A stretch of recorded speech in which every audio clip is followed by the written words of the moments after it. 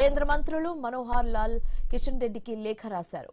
Metro phase 2 కు వెంటనే ఆమోదం తెలపాలని కోరారు. మెట్రో ఫేజ్ 1 టేక్ ఓవర్ వేగవంతం చేయాలని విజ్ఞప్తి చేశారు. రుణాలు రీఫైనాన్సింగ్ పై త్వరగా నిర్ణయం తీసుకోవాలని చెప్పారు. ఫేజ్ 2 నిధుల కోసం సమగ్ర ప్రణాళిక కోరారు. ఎస్బీఐ క్యాప్స్ జాప్యంతో ప్రాజెక్ట్ ఆలస్యం అవుతుందని ఆరోపించారు. ఆలస్యంతో ఫేజ్ 2 వ్యయం పెరిగే ప్రమాదం ఉందని కూడా మెన్షన్ చేయడం జరిగింది.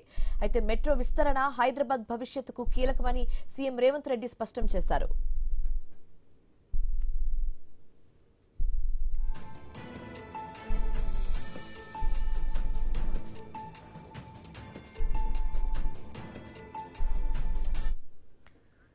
మెట్రో ఫేజ్ 2 పై కేంద్రానికి సీఎం రేవంత్ రెడ్డి లేఖ రాశారు. కేంద్ర మంత్రులు మనోహర్ లాల్ కిషన్ రెడ్డికి లేఖ రాశారు.